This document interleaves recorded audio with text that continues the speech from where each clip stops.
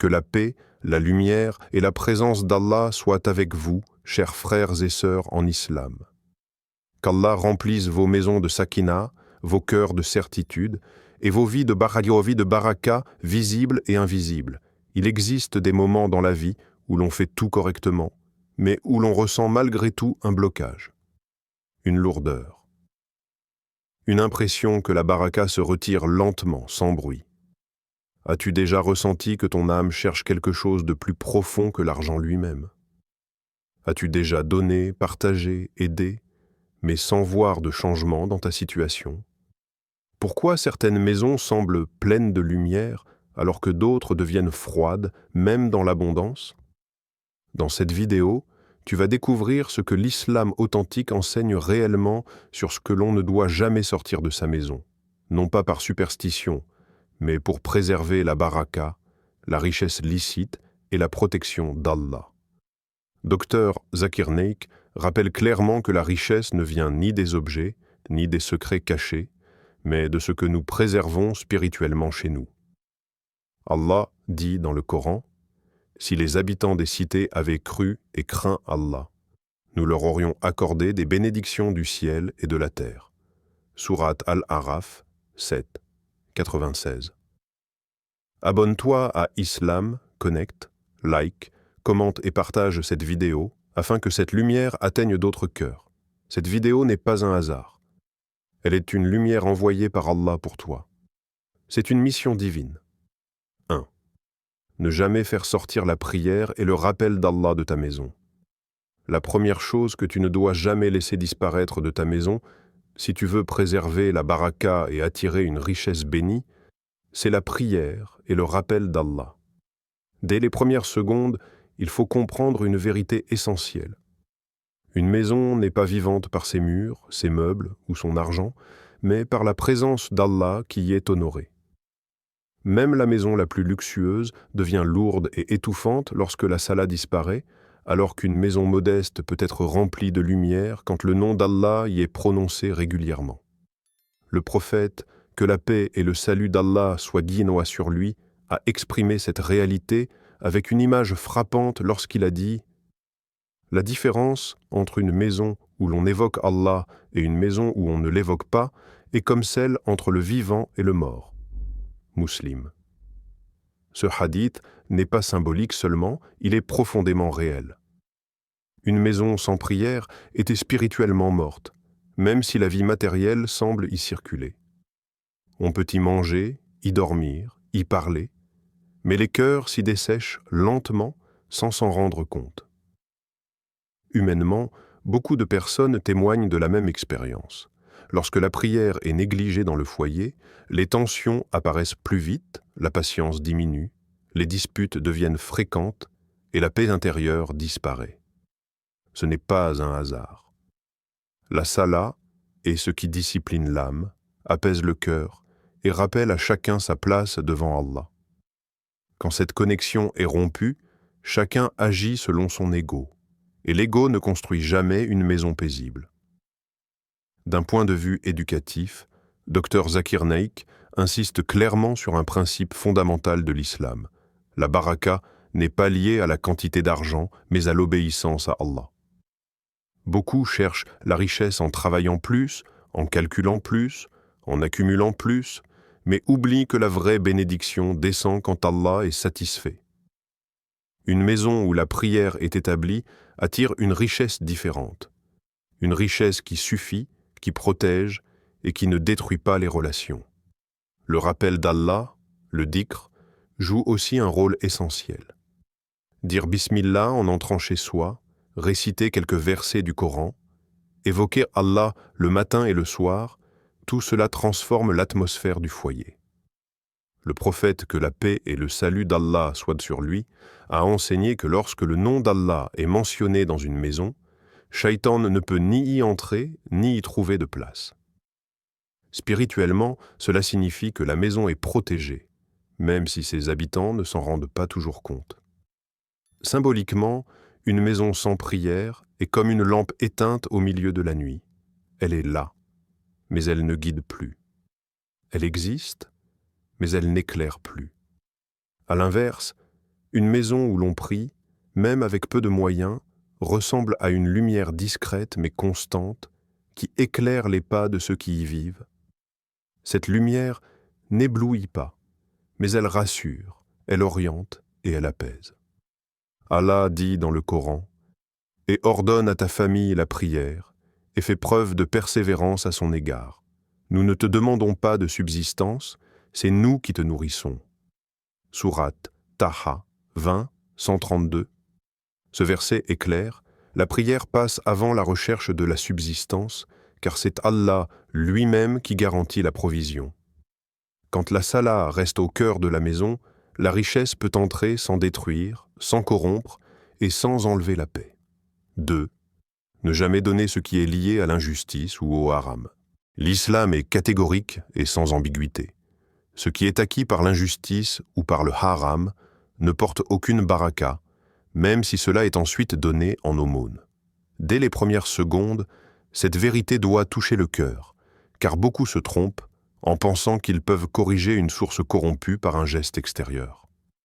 En islam, Allah ne regarde pas seulement l'acte visible, mais l'origine, l'intention et la pureté de ce que l'on présente devant lui.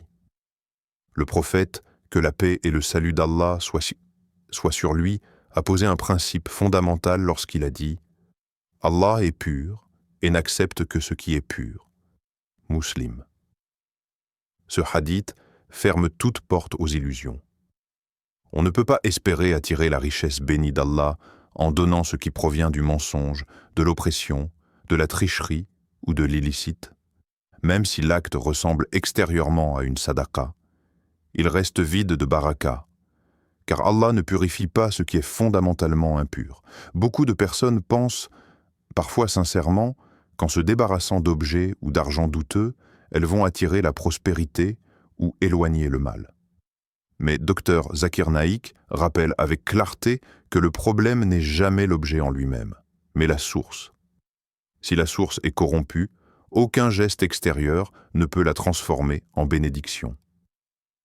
L'islam n'enseigne pas à déplacer le haram, mais à l'éliminer à la racine par le repentir et la rectification. Humainement, donner ce qui est lié au haram peut parfois soulager la conscience. La personne se sent plus légère, comme si elle avait réparé quelque chose. Mais ce soulagement est temporaire et trompeur. Il ne vient pas de la satisfaction d'Allah, mais d'un apaisement psychologique. Très vite, les mêmes blocages reviennent, les mêmes difficultés financières persistent, et la même absence de baraka se fait sentir. C'est parce que la véritable purification n'a pas encore eu lieu. D'un point de vue éducatif, l'islam enseigne que la vraie purification commence par le repentir sincère, taouba. Reconnaître l'erreur, regretter l'acte, cesser immédiatement le haram et prendre la ferme intention de ne pas y retourner.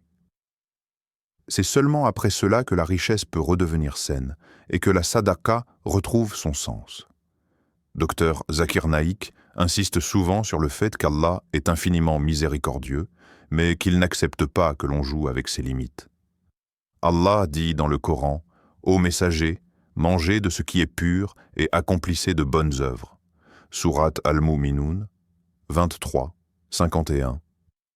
Ce verset montre clairement que les bonnes œuvres sont liées à la pureté de ce que l'on consomme et de ce que l'on possède. Lorsque le haram entre dans une maison, il affecte non seulement l'argent, mais aussi les cœurs, les comportements et les relations familiales. Symboliquement, donner du haram en espérant attirer la baraka, c'est comme verser de l'eau sale dans une source claire. Peu importe la quantité d'eau propre autour, la source reste contaminée. Elle ne devient jamais potable tant que l'impureté n'est pas retirée à l'origine. De la même manière, la richesse ne devient jamais bénie tant que l'injustice et l'illicite ne sont pas abandonnés. L'islam n'enseigne pas une richesse rapide ou trompeuse, mais une richesse saine, stable et protectrice. Quand une personne choisit de renoncer au haram, même si cela semble difficile au début, Allah ouvre des portes qu'elle n'imaginait pas. Car la baraka ne descend pas sur ce que l'on cache, mais sur ce que l'on purifie sincèrement pour Allah. 3. Ne jamais sortir la zakat et la sadaqa de ton cœur. Il existe une réalité spirituelle que beaucoup négligent. Donner avec la main ne suffit pas si le cœur est absent. Dès les premières secondes, il faut comprendre que la zaka et la sadaqa ne sont pas seulement des actes financiers, mais des actes du cœur avant tout. Certaines personnes donnent par habitude, par pression sociale ou pour se donner bonne conscience, mais leur cœur reste fermé, inquiet, attaché à ce qu'il a perdu. En islam, ce type de don perd une grande partie de sa baraka, car Allah regarde d'abord ce qui se passe à l'intérieur. L'islam enseigne clairement que la richesse augmente lorsque la générosité reste vivante dans l'âme. Allah dit dans le Coran « Tout ce que vous dépensez dans le bien, il vous le remplacera. Et c'est lui le meilleur des pourvoyeurs. » Sourate Saba 34-39. Ce verset ne parle pas seulement d'un remplacement matériel, mais d'une compensation globale. Paix intérieure, protection, solution inattendue et ouverture des portes fermées. Quand la sadaqa quitte le cœur, ces portes se referment progressivement. Humainement, on observe une grande différence entre celui qui donne avec foi et celui qui donne à contre-cœur. Celui qui donne avec foi ressent une paix profonde, même lorsqu'il traverse des difficultés financières. Il dort avec un cœur léger, car il sait qu'il a placé sa confiance en Allah. À l'inverse, celui qui donne en se sentant forcé reste prisonnier de la peur du manque. Cette peur ronge l'âme et empêche la baraka de s'installer durablement dans sa vie. Dr Zakir Naik insiste souvent sur ce point essentiel. Ce n'est pas la quantité qui attire la richesse, mais la sincérité. Une petite sadaqa donnée avec un cœur vivant peut attirer plus de bénédictions qu'une grande somme donnée sans amour pour Allah. Le prophète, que la paix et le salut d'Allah soient sur lui, a dit « Craignez le feu, ne serait-ce qu'en donnant la moitié d'une date. » Bukhari, Muslim. Cette parole montre que même un don minime, s'il est sincère, a un poids immense auprès d'Allah. D'un point de vue éducatif, la zakat purifie l'âme de l'avarice et la richesse de l'égoïsme. Mais si le cœur se ferme après avoir donné, cette purification reste incomplète. L'islam ne veut pas que le croyant vive dans la peur permanente de perdre, mais dans la certitude qu'Allah est Ar-Razzaq, le pourvoyeur. Lorsque cette certitude disparaît, la sadaqa devient un simple transfert d'argent, vidé de son sens spirituel. Il est aussi important de comprendre que sortir la zakat et la sadaqa du cœur, c'est commencer à calculer Allah comme un commerçant et non comme un Seigneur miséricordieux. Certains donnent en attendant immédiatement un retour visible, et lorsqu'ils ne le voient pas, leur foi s'affaiblit. Dr Zakir Naik rappelle que la promesse d'Allah est vraie, mais qu'elle ne suit pas toujours le calendrier humain. La baraka agit parfois de manière invisible, en protégeant de pertes, de maladies ou de malheurs que l'on ne verra jamais. Symboliquement, la sadaqa est une graine. Tant que tu continues à la planter avec sincérité, ton champ reste fertile, même si la récolte tarde. Mais dès que tu arrêtes de planter, le sol se dessèche. Il ne devient pas stérile du jour au lendemain, mais lentement, silencieusement. De la même manière, lorsque la générosité quitte le cœur, la richesse peut rester présente extérieurement, mais elle perd sa douceur et sa stabilité. Le prophète, que la paix et le salut d'Allah soient sur lui, a aussi enseigné que la sadaqa éteint les péchés comme l'eau éteint le feu. Cela signifie que la générosité sincère protège la vie du croyant de nombreuses épreuves. Quand la zaka et la sadaqa restent vivantes dans le cœur, la richesse ne devient pas une source d'angoisse, mais un moyen d'élévation, de purification et de rapprochement d'Allah. 4. Ne jamais faire sortir la gratitude de ta maison. La gratitude est un trésor invisible, mais ses effets sont profondément réels. Dès les premières secondes, il faut saisir cette vérité. Une maison peut être remplie de biens, de nourriture et d'argent, mais si la reconnaissance disparaît, la baraka s'éteint lentement, sans bruit.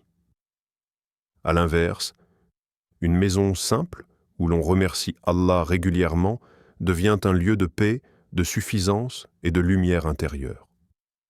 La gratitude n'est pas un simple mot prononcé par la langue. C'est une attitude permanente du cœur. Allah établit une promesse claire et directe dans le Coran lorsqu'il dit « Si vous êtes reconnaissant, j'augmenterai pour vous ». Sourate Ibrahim 14:7. Ce verset est l'un des plus puissants concernant la richesse et la baraka. Il ne parle pas uniquement d'une augmentation matérielle, mais d'une augmentation globale. Plus de sérénité, plus de stabilité, plus de solutions et plus de satisfaction intérieure. Lorsque la gratitude quitte la maison, cette augmentation s'arrête, même si les revenus continuent d'entrer. Une maison où l'on se plaint constamment voit la baraka se retirer silencieusement. Les plaintes répétées transforment l'atmosphère du foyer. On commence par se plaindre de l'argent, puis du travail, puis des personnes, jusqu'à ce que tout semble lourd et insuffisant. Ce retrait de la baraka ne se fait pas de manière brutale, mais progressive. Les cœurs deviennent durs, les paroles blessantes, et la joie simple disparaît sans que l'on comprenne pourquoi. Humainement, l'ingratitude fatigue l'âme. Elle crée une sensation de manque permanent, même lorsque les besoins essentiels sont satisfaits. Celui qui ne remercie jamais Allah vit dans une comparaison constante avec les autres. Il regarde ce qu'il n'a pas, au lieu de reconnaître ce qu'il possède déjà. Cette comparaison détruit la paix intérieure et empêche la richesse de devenir une source de bien-être. Plus la personne reçoit, plus elle ressent un vide, car le cœur n'a jamais appris à dire « Alhamdulillah » sincèrement. D'un point de vue éducatif, Dr Zakir Naik rappelle souvent que remercier Allah attire plus que demander sans cesse. Beaucoup de personnes passent leur temps à demander davantage sans reconnaître les bienfaits déjà présents. Or, l'islam enseigne que la reconnaissance est une forme d'adoration. Dire « Alhamdulillah » pour ce que l'on a, c'est reconnaître qu'Allah est le donateur. Et cette reconnaissance attire encore plus de dons. La gratitude transforme la relation du croyant avec la richesse. Elle devient un dépôt confié par Allah, et non une source d'orgueil ou de frustration. Le prophète, que la paix et le salut d'Allah soient sur lui, était l'exemple parfait de la gratitude. Malgré les épreuves, la pauvreté et les difficultés, il remerciait Allah en toutes circonstances. Lorsqu'il recevait un bienfait, il disait « Alhamdulillah ». Lorsqu'il faisait face à une difficulté, il disait aussi « Alhamdulillah ». Cette constance montre que la gratitude ne dépend pas de la situation, mais de la foi. Une maison qui adopte cette attitude voit sa paix augmenter, même dans les moments difficiles. Symboliquement, la gratitude est une clé.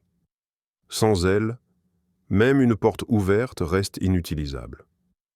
La richesse peut être là, les opportunités aussi, mais sans reconnaissance, rien ne s'ouvre réellement. La clé n'est pas dans l'accumulation, mais dans l'appréciation. Quand la gratitude reste vivante dans la maison, chaque petit bienfait prend de la valeur, et chaque difficulté devient plus supportable. Allah rappelle également « Et peu de mes serviteurs sont reconnaissants ». Sourate Saba 34:13. Ce verset montre que la gratitude est rare, mais précieuse. Celui qui préserve la reconnaissance dans sa maison protège la baraka, renforce sa foi et transforme sa richesse en source de paix durable. 5. Ne jamais chasser la confiance totale en Allah, tawakkul.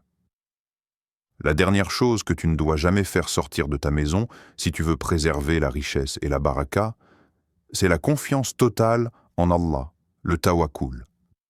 Dès les premières secondes, cette vérité doit s'imposer au cœur. Sans tawakkul, même l'abondance devient une source d'angoisse, et avec le tawakkul, même le peu devient suffisant. Le tawakkul n'est pas une idée abstraite, C'est une force intérieure qui stabilise la vie du croyant face aux incertitudes. Le prophète, que la paix et le salut d'Allah soient sur lui, a exprimé cette réalité avec une image profondément parlante lorsqu'il a dit « Si vous placiez votre confiance en Allah comme il se doit, il vous accorderait votre subsistance comme il la donne aux oiseaux.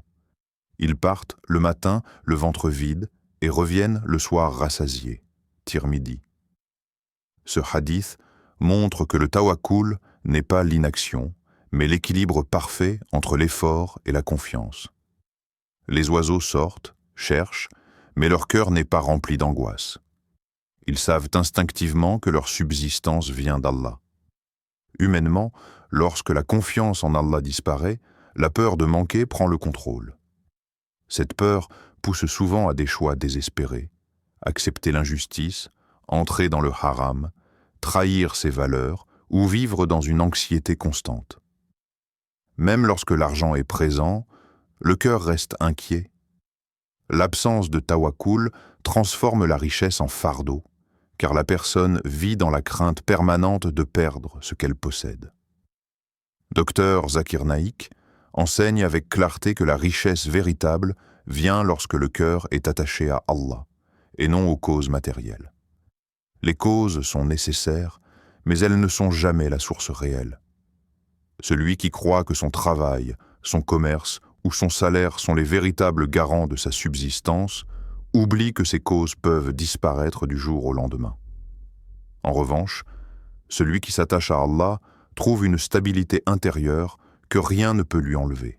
D'un point de vue éducatif, le tawakkul purifie l'intention. Le croyant travaille, planifie et agit, mais il remet le résultat entre les mains d'Allah. Cette attitude libère le cœur de la pression excessive. Le prophète, que la paix et le salut d'Allah soient sur lui, a enseigné à un homme « Attache d'abord ton chameau, puis place ta confiance en Allah. » Tirmidhi.